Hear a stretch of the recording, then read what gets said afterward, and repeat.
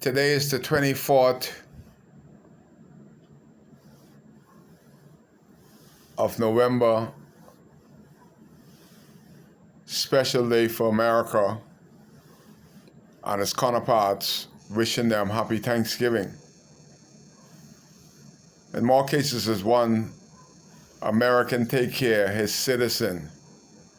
America will go to war for one American that anybody that's treat American bad in any country over the world. Here in the Bahamas, we're being respected every day, especially Abaconians. I was in a serious accident that almost cost my life 3 months ago. Still trying to get back to normalcy, but I just remember that I was 60 years old. I used to play basketball and got a sprained ankle, dislocated fingers, dislocated knee.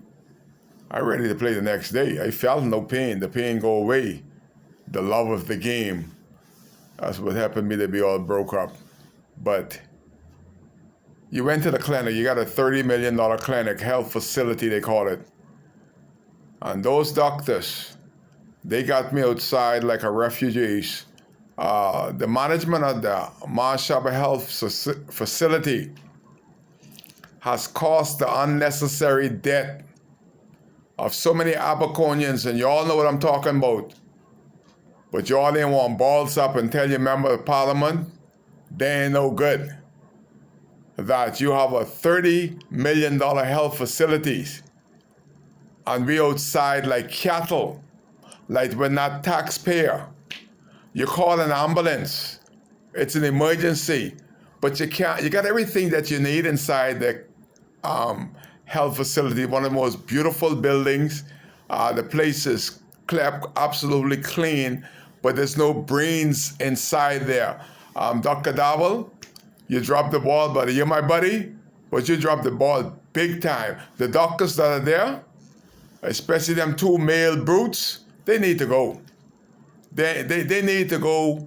They are military doctors or prison, not even military, because military, they treat people with honor. Those doctors that you have there, the two male doctors, I don't know the name, but I can point them out to you. They need to be in a prison environment because they treat patients as if they're prisoners. Period. And they've caused the unnecessary death of so much of my Abaconians since Hurricane Dorian.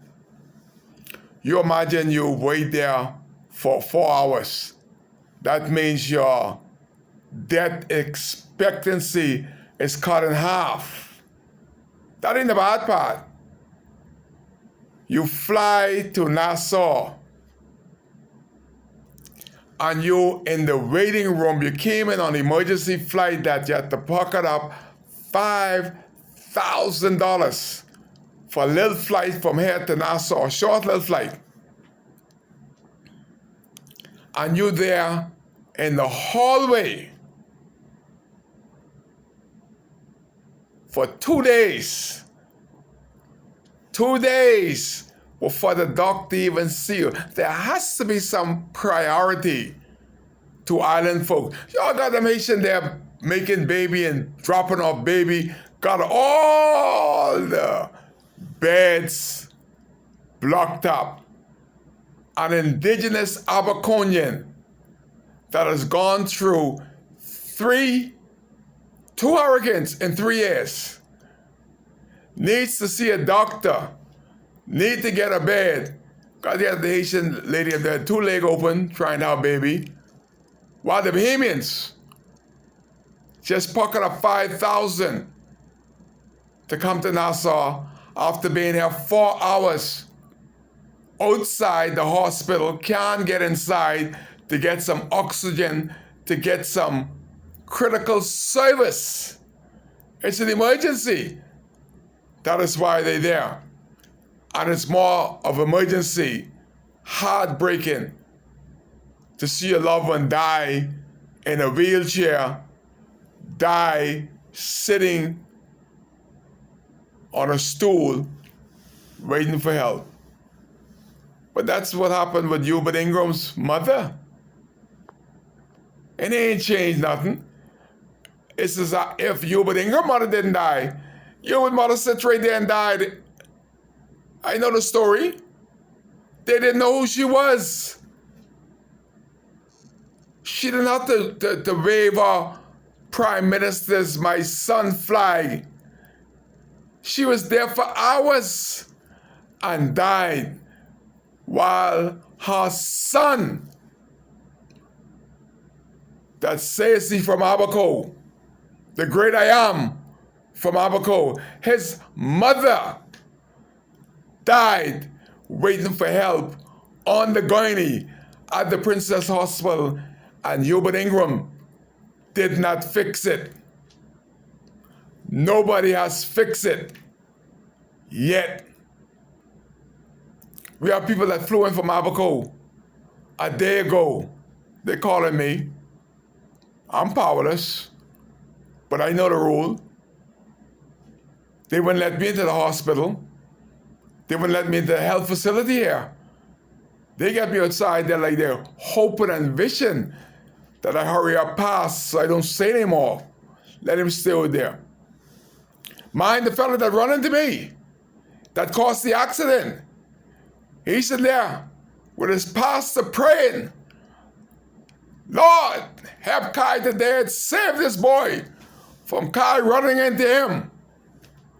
Utter garbage, nonsense. Play fair. Life is a cycle. You see some of these people and their kids dropping out. It's generational curse. Whatever your parents are doing, that ill-gotten money after Hurricane Dorian, it will miss his son, but it catch his grandson.